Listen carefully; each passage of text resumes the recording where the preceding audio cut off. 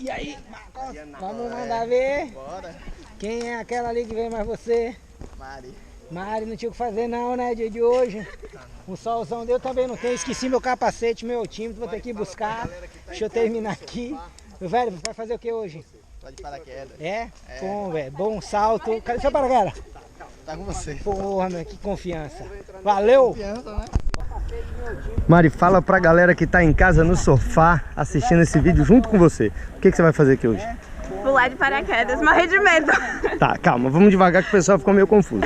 Você vai entrar nesse avião, você vai lá pra cima e você vai se jogar do avião.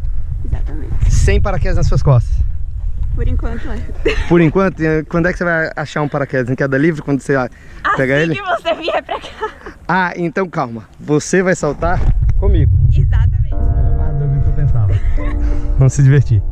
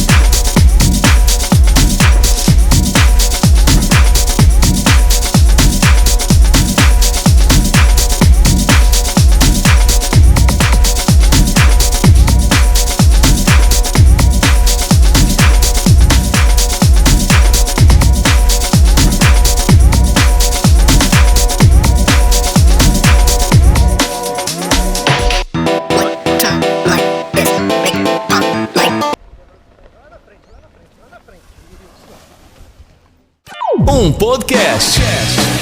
Um jornalista e sua Kombi. Cada um tem sua história, um caminho e um destino.